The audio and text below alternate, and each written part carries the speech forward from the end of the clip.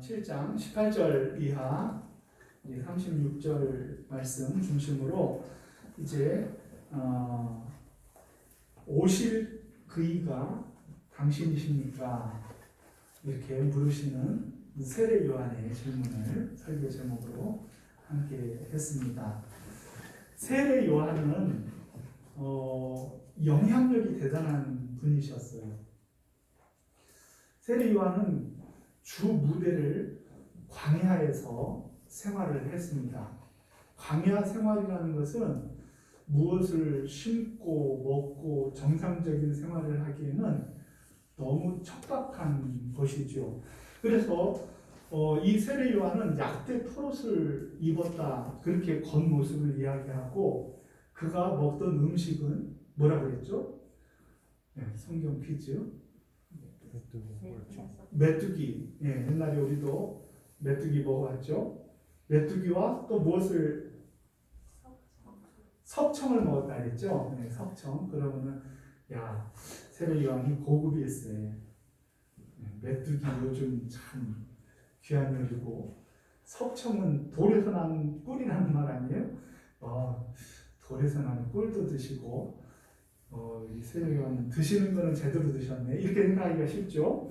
그런데 메뚜기와 이 석청이라는 것은 그 광야에 아무리 가봐도 이렇게 무슨 꿀을 재배할 만한 여건과 조건이 되어지질 않아요. 그런데 그 대추야자 나무 있죠. 대추야자 나무가 간혹 물길이 있고 또 낮은 지역에서는 나는데 그 대추야자 열매가 굉장히 달아요. 여러분들도 맛을 보셔서 알죠?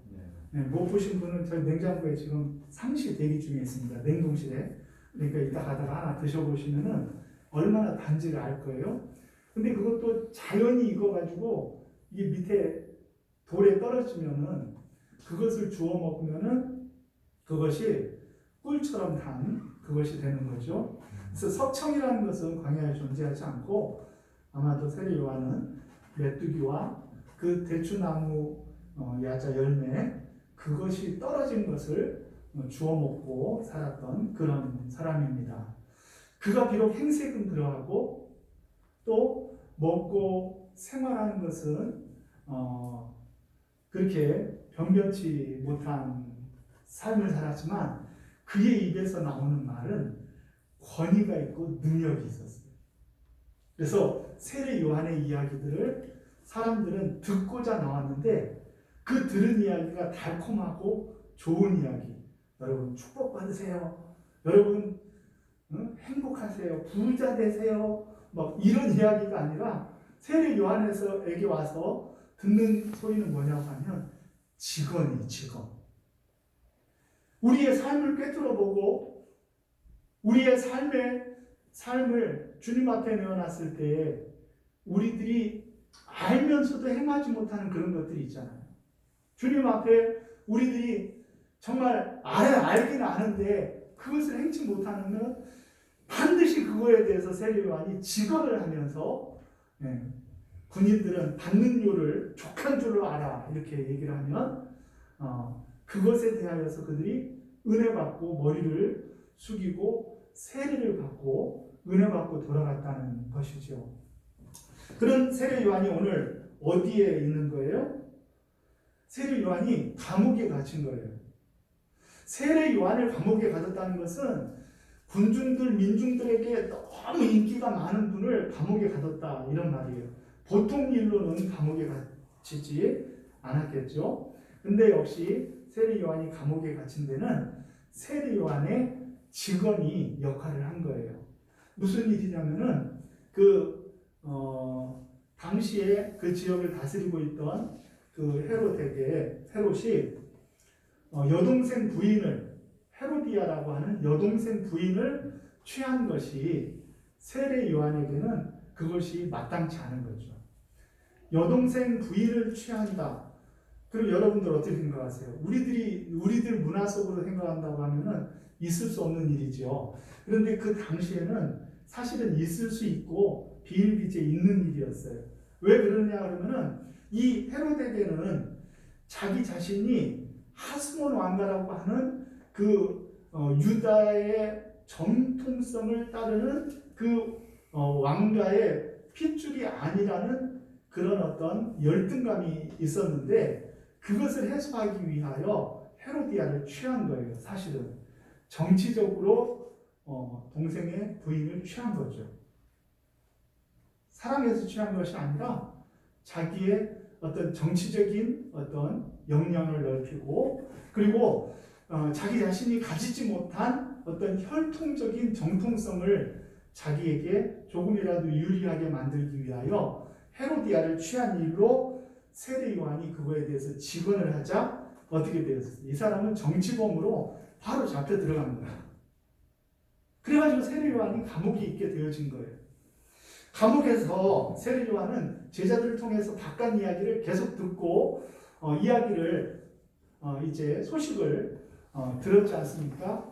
그런데 세례 요한이 느끼기에 예수님이 하시는 일들에 대해서 의구심이 자꾸 드는 거예요. 어떤 의구심이 들었느냐고 하면은 세례 요한이 생각하는 메시아상이 있는데 이 내가 메시아라고 소개를 하고 이분이 우리가 기다리는 그분 메시아라고 이야기를 하고 예수님을 소개를 하면서 내가 이분의 신발끈 묶기도 감당치 못할 분이다 라고 예수님을 높였잖아요. 그렇기 때문에 세례 요한은 그때만 해도 예수님이 메시아라는 확신이 있었어요. 심지어 그 일이 있을 때 예수님이 세례를 받으실 때 하늘에서 비둘기가 성령이 비둘기처럼 임하시면서 음성이 들렸잖아요. 이는 내 사랑하는 자라는 음성이 들렸잖아요. 그렇기 때문에 세례 요한은 사역 초기에 예수님이 메시아라는 사실을 결코 의심하지 않았어요. 그런데 예수님이 공생애를 시작하셨다 그러고 예수님이 공생애를 시작하는 가운데 행하시는 일들을 보니까 세례 요한이 의구심이 들고 질문이 생기고 점점 회의가 들면서 이분이 진짜 메시아가 맞는가? 이런 생각이 들었다는 거예요.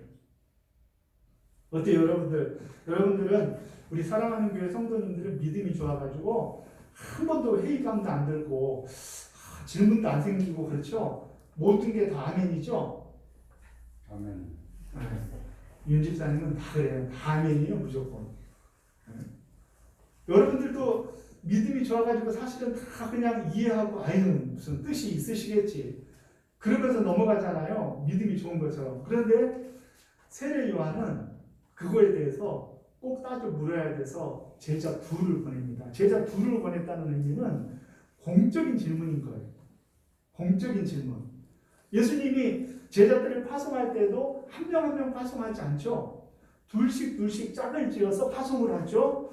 한 명의 증언으로는 그 사람이 나쁜 마음을 먹으면은 온전한 증언이 되기 어렵잖아요. 그래서 두세 명의 증인이 있어야 판결에 영향을 끼치게 되거든요. 그래서 제자 2명을 보냈다는 것은 예수님께 공적으로 질의서를 보낸 거예요. 내용이 뭐예요? 질의서 내용이. 세례 요한이 했던 말이 뭐예요? 오늘 설교 제목이죠. 오실 그이가 당신이십니다. 네. 뭐 옆에 계신 분들한테 한번 해보세요. 네. 네, 진짜 궁금해서 그런데 오실 그이가 당신입니까? 이렇게 한번 물어보세요. 오실 그이가 당신입니다. 예수님도 아닌데 물으라니까 지금 헷갈리죠? 근데 여러분들이 제자의 입장에서 예수님께 물었다고 생각을 해보세요. 오실 그이가 당신입니까? 이렇게 물었을 때 오실 그이라는 것은 그거는 생각해볼 이유도 없이 무조건 메시아를 가리키는 거죠. 오실 메시아가 예수님 당신 맞습니까? 그렇게 물은 거예요. 그런 질문을 했을 때 우리는 세례 요한의 마음을 한번 생각을 해봐야만 합니다. 사실은 우리들도 질문이 생길 수가 있는데 그 질문은 언제 생기느냐 하면은 이런 류의 질문은 언제 생기느냐 하면은 나의 기대와 주님의 기대가 다를 때 생기는 거예요. 나의 기대와 주님의 기대가 다를 때. 그러니까 세례 요한이 생각하는 메시아로서의 사역과 예수님이 메시아로서의 행하던 사역들이 어때요? 같았어요? 달랐어요? 세례 요한의 기대와 예수님의 메시아 사역이 딱 들어맞지가 않았다는 것이죠. 왜 그랬을까요? 눈만 펑펑 하시면 시간만 가지. 왜 그랬을까요? 왜 맞지 않았을까요? 세례 요한의 기대와 예수님이 메시아로서의 사역이 잘 맞지가 않았어요. 이게 이제 오늘 본문 말씀의 키포인트예요. 첫째는 주님의 기대와 내 기대가 맞지 않는 것은요, 우리는 시공간과 또 이 지식적인 면에서 한계를 지닌 존재잖아요, 우리들이. 그렇기 때문에 전체를 볼 수가 없어요, 우리들은. 전체. 잘 기억하셔야 돼요. 전체를 못 봐요. 그래서 우리는 하나님이 조금 복을 주시면, 와, 우리 하나님 같은 분이 없어 하면서 너무너무 하나님 사랑해요, 예수님 너무 좋아요, 이러다가도요, 우리에게 조금만 고난이 있으면은 나한테 왜 이러세요? 내가 그동안 그렇게 주님 섬기고 사랑한다고 열심히 사랑하는 교회를 섬겼는데요. 응? 다른 교회도 아니고 사랑하는 교회를 이렇게 열심히 사랑하면서 섬겼는데 이럴 수가 있습니까? 이러거든요. 왜 그러냐 하면은 우리는 전체를 잘 못 보기 때문에 그래요. 전체를. 그리고 또 한 가지는 나의 한계 때문에 나의 기대와 주님의 기대가 맞지 않을 수가 있다는 거죠. 세례 요한과 같이 뛰어난 정말 선지자 중에 가장 큰 선지자요, 여인이 낳은 자 중에 이보다 더 큰 이가 없다. 그 이야기를 언제 합니까? 두 제자가 있을 때 했어요? 아니면 간 다음에 했어요? 네. 잊어먹었죠? 아까 읽었는데 그 두 제자가 돌아간 다음에 그런 얘기를 해요. 예수님께서. 그러면서 그 세례 요한에 대해서 남아있는 제자들에게 분명히 이야기를 합니다. 뭐라고 얘기를 하냐 그러면 너희가 무엇을 보러 광야에 나갔더냐 이렇게 얘기를 하죠. 무엇을 보러 광야에 나갔더냐. 예수님이 예를 든 게 뭐예요? 바람에 흔들리는 갈대냐 이렇게 묻는 거죠. 이 말이 여러분들은 어때요? 별로 뭐 문맥적으로 이상하지 않죠? 그런데 그 성지와 그 지리를 아는 사람의 입장에서는 굉장히 생뚱맞은 말이에요. 왜냐하면 광야에는 갈대가 있을까요? 없을까요? 광야에는 갈대가 없어요. 이거는 어떤 은유적인 뜻이 담겨져 있는 거예요. 왜냐하면 광야는 갈대가 있는 곳이 아니에요. 갈대는 어디쯤 있냐고 하면은 저기 갈릴리 주변이나 요단강 주변쯤에나 있지 광야에는 갈대가 없단 말이에요. 그런데 예수님이 비유로 말씀하시고 어떤 의미를 가지고 뭐라고 얘기하시냐면 너희가 바람이 흔들리는 갈대를 보러 나갔느냐 이렇게 얘기를 하거든요. 그 갈대는 무엇을 상징하냐고 하면은 그 로마가 지금 이 유대를 통치하고 있는데 로마의 화폐에는 가이사의 형상과 글과 그 얼굴이 그려져 있잖아요. 그러니까 유대인들이 반감이 많은 거예요. 왜냐하면 사람의 형상을 동전에 새기는 그 자체가 유대인들에게는 반항심을 일으키는 거죠. 그래가지고 어떤 황제들은요, 그 황제 얼굴을 지우고 거기에다가 유대인들이 좋아하는 갈대를 거기다가 동전에 그려놓은 거예요. 그래서 예수님 말씀하시는 너희가 광야에 나갔는데 거기에서 바람에 흔들리는 갈대를 보러 나갔느냐? 이 말은 무슨 말이냐고 하면 너희들이 세상 권세 잡은 그런 사람들을 쫓아 나가는 삶을 살았느냐? 이런 이야기와 같은 거예요. 이 누가복음 자체가요, 로마의 검열 가운데 기록된 것이기 때문에 너희들이 로마 권력에 복종하기 위해서 나가느냐? 이렇게 기록할 수 없는 거죠. 그래서 은유적으로 표현한 거예요. 그 갈대라는 것은 동전에 그려진 갈대를 의미하고 그것은 세상 권력을 의미하는 거예요. 그래서 그 다음 나오는 말이 너희가 무엇을 또 같은 이야기를 하죠. 부드러운 옷을 입은 사람이냐? 그런 사람은 왕궁에 나 있다. 광야에는 없다 이거죠. 사치하고 지내는 것은 왕궁에 있는 사람들이다. 그러나 너희들은 무엇을 보러 광야에 나갔느냐? 세상 권력을 취하기 위하여 나간 것도 아니고 그리고 이 세상에서 행사하기 위한 것도 아니고 왜 광야에 나갔느냐? 선지자를 보러 나갔느냐? 잘하였도다. 그는 선지자 중에 선지자다. 우리 주님이 분명히 말씀하여 주시고 있다는 것입니다. 우리들은요, 이 말씀을 통해서 예수님이 왜 두 제자를 보내고 나서 이 이야기를 했을까를 생각을 해봐야 돼요. 세례 요한은 훌륭한 사람이었어요. 그리고 그 세례 요한이 하나님이 기뻐하시는 아름다운 삶을 산 것은 누구라도 다 인정하는 바였어요. 그럼에도 불구하고요, 우리는 이 세례 요한한테 나오는 그 마음의 자세가 이 세상의 어떤 명예나 이 세상의 권력이나 이 세상의 유익을 쫓아서 간 것이 아닌데, 그럼에도 불구하고 우리들이 세례 요한에게 다른 것을 기대해서는 되지 않는다는 거죠. 결국은 이 세례 요한을 통하여서 우리 주님은 사람들의 마음을 이제 높은 마음은 낮추고 낮아진 마음은 메꾸어서 평탄한 길을 예비하여 우리 주님이 오셔서 사역하시는데, 세례 요한이 크고 위대한 일을 앞에 행한 귀한 선지자 노릇을 했다는 것입니다. 그럼에도 불구하고 이 세례 요한은 예수님이 하시는 이야기를 이해하지 못했어요.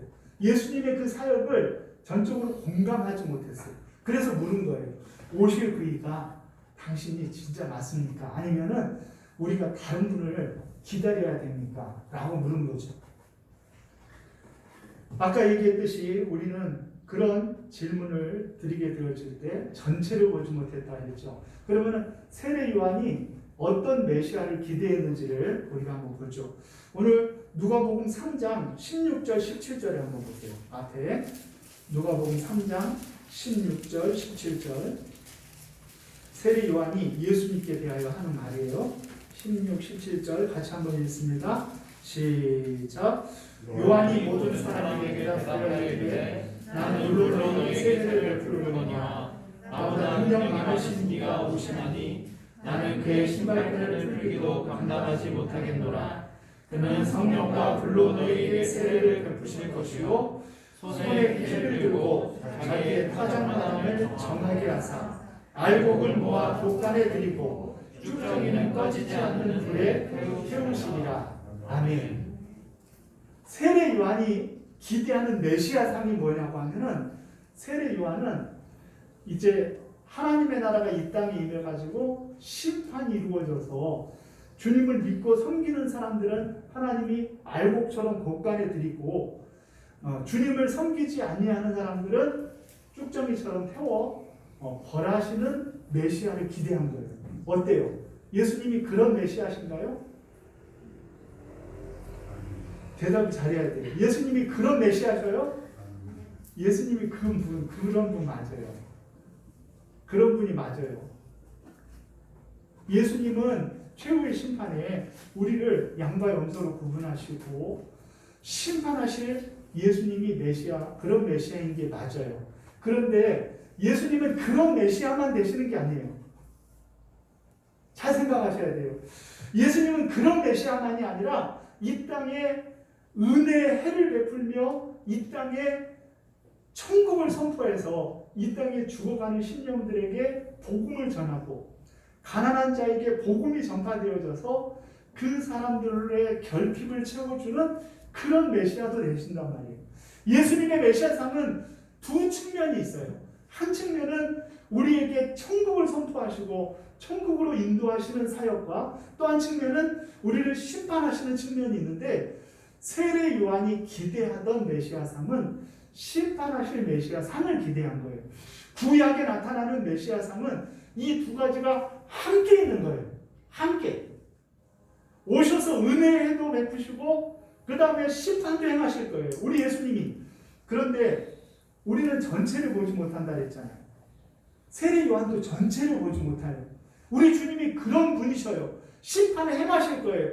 그러나 그것은 재림의 날에 그렇게 행하실 것이고, 예수님이 초림에 오셨을 때는 은혜를 선포하시고 하나님의 나라를 선포하시고 믿는 자들이 하나님 나라의 백성으로 거두어들인 그 사역에 예수님이 초점을 맞추셨다는 거죠.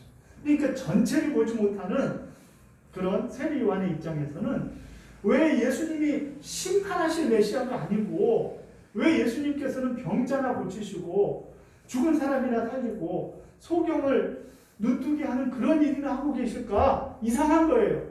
내가 생각하는 메시아상하고 예수님이 오셔서 하시는 일이 맞지가 않은 거예요. 그래서 질문한 거예요.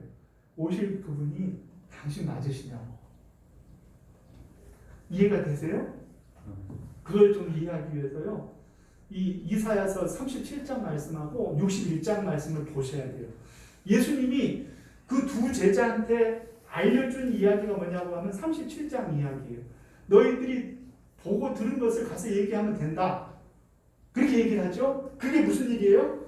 보고 들은 것을 알리라 그랬는데 맹인이 보고 못 걷는 사람이 걷고 나병 환자가 깨끗함 받고 귀 먹은 사람이 듣고 죽은 자가 살아나고 가난한 자에게 복음이 전파된다. 그런 이야기를 얘기를 해준 거예요. 그런데 주목하고 동그라미 쳐야 될 부분이 뭐냐고 하면 가난한 자에게 복음이 전파된다는 거예요. 우리 예수님은 언제든지 예수님의 사역을 돌아보건데요. 가난한 사람만 따로 모아서 복음을 전한 적이 없어요. 예수님은 가난한 사람만 특별히 사랑해서 가난한 사람들을 위한 프로그램을 만든 적이 없어요. 예수님은 가난한 자를 특별히 더 편애하셔가지고 부자들은 가거라, 가난한 자들은 오거라 이렇게 하신 적이 있어요? 없어요? 없어요. 그런데 가난한 자들에게 복음이 전파된다라는 말은 지금 평지설교에서의 첫 번째 복 이야기하고 그리고 그 앞에 계속해서 하는 가난한 자의 이야기가요 엮여 있는 거예요. 그것을 이해하기 위해서는 이사야서 61장을 찾아보셔야 돼요. 61장 한번 보겠습니다. 네, 너무 왔다 갔다 해서 죄송합니다. 이사야서 61장 구약성경 1042쪽 1042쪽 1절 2절을 같이 읽습니다. 1절 2절 시작. 주 여호와의 영이 내게 내리셨으니 이는 여호와께서 내게 기름을 부으사 가난한 자에게 아름다운 소식을 전하게 하려 하시니라. 나를 보내사 마음이 상한 자를 고치며 포로된 자에게 자유를 갇힌 자에게 노임을 선포하며 여호와의 은혜의 해와 우리 하나님의 보복의 날을 선포하여 모든 슬픈 자를 위로하되 아멘. 우리 예수님께서 초림에 오셔서 하신 일은 뭐냐고 하면 은혜의 해를 선포한 거예요. 그 은혜의 해를 선포할 때 혜택 받은 사람이 누구냐고 하면 그 사람들을 총칭해서 뭐라고 부르냐면은 가난한 자들이다 이렇게 부르는 거예요. 가난한 자들. 자, 바리새인들은 가난해요? 안 가난해요? 율법사들은 가난해요? 안 가난해요? 그 사람들은요 자기의 의로 무엇인가를 하나님 앞에 어필할 수 있다 생각한 거예요. 그들은 가난하지 않습니다. 가난하지 않아요. 그런데 백부장은 가난해요? 안 가난해요? 백부장은요 권세도 있고 돈도 있고 능력도 있었어요. 그러나 그는 가난했어요. 예수님 앞에 가난하게 나온 거예요. 왜냐하면 사랑하는 종을 고치는데 아무것도 할 수 없는 무력감을 드러냈잖아요.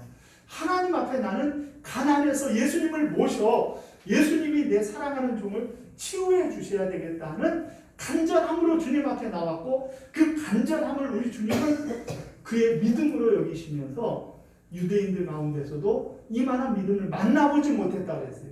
그만큼 가난하고 그만큼 내 자신을 낮추어서 아무것도 할 수 없다. 하나님 앞에서 내가 아무것도 할 수 없음을 고백하는 그 가난한 백부장을 우리 주님께서 어여삐 여겨서 그의 종을 치료해 주신 줄로 믿으시길 바랍니다. 나인성 과부가 가난했어요? 부유했어요? 그가 물질의 소유가 많고 적음이 중요한 것이 아니에요. 그는 사랑하는 생떼와 같은 아들이 먼저 봤는데 이 여인은 아무것도 할 수 있는 것이 없었어요. 하나님 앞에서 생명을 거둬가신 주님 앞에서 아무것도 할 수가 없었어요. 그 여인은 가난한 여인이었어요. 하나님 앞에서 나의 결핍을 보는 사람이었어요. 그래서 가난한 자가 복이 있나니 하나님 나라가 그의 것이다 라고 우리 주님이 말씀하신 줄로 믿으시기를 바랍니다. 물질의 가난이 아니라 하나님 앞에 나를 세워서 나를 보니 아무리 많이 가진 사람도 가난한 사람이요, 아무리 훌륭한 사람도 가난한 사람이요, 아무리 재주 많은 사람도 가난하다라는 것을 내 결핍을 인정하면서 주님 앞에 겸손히 나오는 저와 여러분들이 되시기를 주의 이름으로 축원합니다. 그것이 바로 가난한 자에게 복음이 전파됐다는 이야기예요. 물질적으로 없는 사람, 집 없는 사람을 우리 주님이 사랑한 것이 아니에요. 그것이 문제도 아니거니와 자랑도 아니란 말이에요. 문제는 나를 하나님 앞에 세울 수 있는가. 바리새인들과요, 서기관들, 율법사들은요, 자신을 하나님 앞에 세우지 않아요. 사람들 앞에 세웁니다. 그래서 그것을 우리 주님은 자기의라고 하는 거예요. 자기의. 자기의가 충만한 사람이에요. 내가 그래도 주님 앞에 한 일이 있는데요, 이것은 주님 앞에 아름다운 자세가 아닌 거예요. 그래서 우리 주님은 바리새인들과 그리고 율법 교사들을 도울 길이 없었어요. 그들은 가난하지 않기 때문에, 하나님 앞에서의 결핍을 느끼지 못하기 때문에. 그런데 우리 주님이 가난한 자에게 복음이 전파되어지고 은혜의 해가 선포되어지게 하셨다 그랬잖아요. 그런데 은혜의 해만 선포한 것이 아니라 2절에 보면 우리 하나님의 보복의 날을 어떻게 하신다고요? 선포한단 말이에요. 보복의 날을. 결국은 우리 주님이 재림하셔서 다시 오셔서 우리 주님이 이제 모든 알곡과 쭉정이를 구분하시는 보복의 날이 이를 터인데, 세례 요한은 그 예수님, 그 메시아를 기대했기 때문에 지금 예수님께서 사랑을 베풀고 가난한 자의 마음을 어루만지면서, 그것이 육체적인 필요든 사회적인 필요든 물질적인 필요든 그 어떤 필요든지 그의 결핍을 주님 앞에 가지고 나와서 나를 도와달라 여기는 가난한 사람들에게 복음이 전파되어지고 은혜를 선포하시는 우리 주님의 신 줄로 믿으시기를 바랍니다. 그래서 세례 요한은 전체를 못 보기 때문에, 인간의 한계이기 때문에 주님이 진짜 오실 그분이 맞습니까? 라고 물은 것이죠. 나의 한계, 내가 보고자 하는 것만 보고 내가 아는 것만 보이는 우리들의 한계 때문에 우리는 결국 우리 주님을 온전히 따르지 못하는 때가 있다는 것을 기억하셔야 될 줄로 믿습니다. 목회자로서도요, 기대감이 있어요. 야, 내가 수진동에 가면 수진동이 완전히 뒤집어질 줄 알았어요. 제 기대로는. 아버지니까 무슨 뒤집어지기는커녕 잘만 굴러가더라고요, 수진동이. 그런데 내 기대와 주님의 기대가 다를 때는 어떻게 해야 되냐면 기도해야 돼요. 성도들도 마찬가지예요. 성도들도. 우리 성도님들도 목사를 기대할 때 저분을 내가 생각하는 목사로 기대하는 거예요. 내가 은혜 받았던 그런 목사로 기대하는 거예요. 그러니까 이게 맞지가 않아요. 예? 제가 그거를 가장 많이 느낀 게요, 그 군대교회에서 저는 그 30개월 꽉 채워가지고 군대 생활하면서요, 목사님 3분 만났어요. 3분을 섬겼어요. 맨 처음에 성결교 목사님을 섬겼고, 그 다음에는 예전 통합 측 장신대 나오신 목사님을 섬겼고, 맨 나중에는 감리교 목사님을 섬겼어요. 그때 그 3분을 다 섬겼는데 색깔이 다 달라요. 은혜가 다 달라요. 은혜 받는 분들도 다 달라요. 그래가지고 군대 전역하고 난 다음에 이제 군대에 있을 때 만났던 모든 군인 가족들하고 계속 연락을 하거든요. 그러면은 어떤 군인 가족하고 연락을 하면 반드시 그분은 누구 안부를 물을지가 딱 나와요. 그 3분 중에서 내가 가장 은혜 받고 나랑 잘 지냈던 그분 안부를 물어요. 네. 물론 정 목사는 다 사랑받았어요. 군대 전도사이기 때문에 다 사랑받았는데, 네? 목사님들은 편해하더라고요. 내가 그때 은혜 받은 분들은 그분을 물어요. 우리의 기대, 내가 생각하는 은혜, 우리는 그런 한계를 지닌 존재예요. 네? 그럼에도 불구하고 우리는 어떻게 해야 되느냐? 맞지 않았을 때 우리는 그것을 속으로 꿍하지 아니하고 어떻게 해야 되냐면 세례 요한처럼 기도해야 돼요. 주님께 물어야 돼요. 묻고 주님께서 나의 기대와 주님의 기대가 다르다는 것을 말씀하실 때는 그때는 어떻게 해야 돼요? 네, 주님의 기대대로 되기를 우리들이 인정하는 저와 여러분들이 되시기를 주의 이름으로 축원합니다. 그것이 은혜예요. 끝까지 내 고집, 내 기대대로 되게 해달라는 것은 아직이에요. 그러면 문제가 생겨요. 왜냐하면 내가 기대하는 나와 다른 사람이 기대하는 또 다른 사람의 기대가 다 다를 수 있기 때문에 그래요. 우리는 전체를 볼 수가 없어요. 우리는 지금 복이 아닌 것 같은데 전체적으로 보면은 복된 길을 갈 수가 있어요. 우리 주님은 우리보다 더 지혜로우시고 모든 것을 통달하신 분이기 때문에 우리에게 가장 아름다운 곳으로 우리를 이끌고 계심을 저와 여러분들이 고백하면서 주님을 기쁘시게 해드리는 저와 여러분들이 되시기를 주의 이름으로 축원합니다. 우리 주님 오실 때까지 229장 복음 찬양 드리면서 주님 앞에 고백합니다. 주님 오실 그때까지 나는 이 길을 가리라. 내 기대와 주님의 기대가 달라도 나는 주님의 기대를 따라서 순종해 가겠다 고백하겠습니다.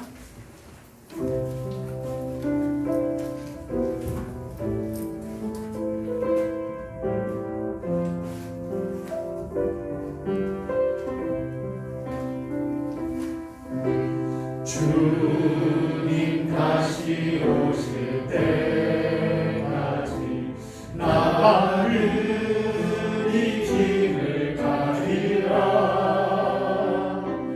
좁은 길 나의 십자가 지고 나의 가는 이 길 나의 가는 이 길 끝에서 나는 주님을 보리라. 영광의 내 주님 나를 맞아주시니 주님 다시 오실 때까지 나는 일어나 달려가리라. 주의 영광 온 땅 덮을 때 나는 일어나 노래하리. 내 사모하는 주님 온 세상 구주시라.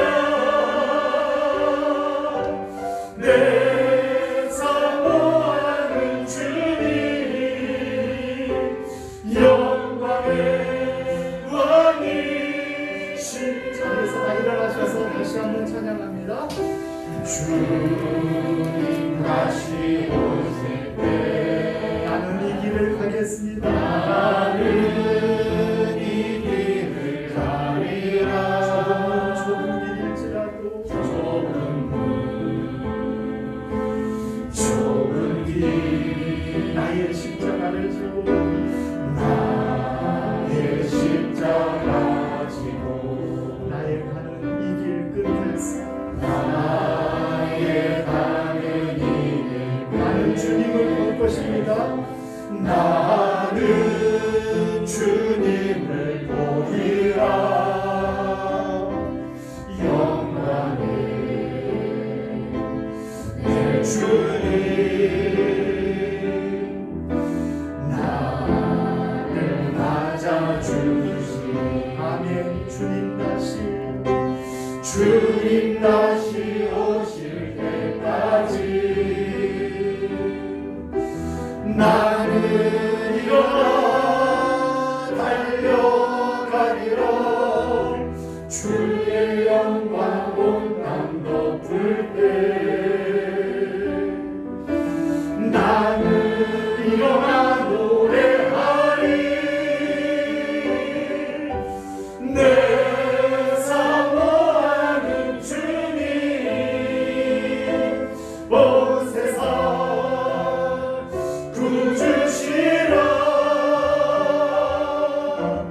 내 사모하는 주님 영광의 왕이 하늘을 안고 내 사모하는 내 사모하는 주님 온 세상 구주시라 온 세상 구주시라 내 사모하는 주님 영광의 왕이시라 영광의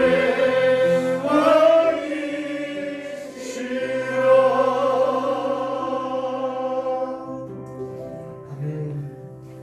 사랑하는 주님, 우리가 주님을 쫓을 때 주님의 시선과 우리의 시선이 늘 같지 아니하고 우리의 기대와 주님의 기대가 때로는 어긋날 때가 많이 있습니다. 우리는 한계를 지닌 존재요. 우리는 전체를 보지 못하기에 주님이 우리를 위하여 베푸신 많은 일들에 의구심을 갖고 기도하기가 쉬운 저희들입니다. 그러나 아버지 하나님, 우리가 이해가 되어지지 않아도 주님을 순종하는 것은 주님은 전지전능하시며 전체를 보실 수 있는 분이시기에 우리 인생에 가장 필요하고 우리 교회에 가장 필요하고 우리 사랑하는 성도님들에게 가장 필요하고 원하시는 것들을 허락하여 주심을 믿고 순종해 갑니다.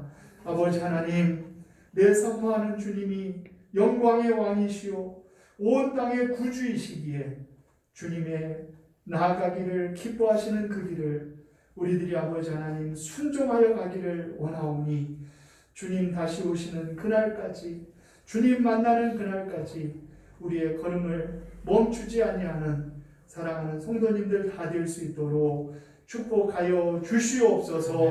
이제 우리 주 예수 그리스도의 은혜와 하나님 아버지의 사랑하심과 성령님의 감화 감동 위로 교통 역사하심이 주 앞에 나와 엎드려 기도하며 내 기대와 맞지 않아도 주님 기대대로 아버지 하나님 앞에 순종하고 나아가기로 다짐하고 일어서는 사랑하는 성도님들 머리 위에와 저들의 가정과 자녀들 위에와 하시는 사업과 일터 위에 그리고 우리 사랑하는 교회와 이 나라의 민족 세계 열방 위에 이제로부터 영원토록 함께 있을지어다. 아멘.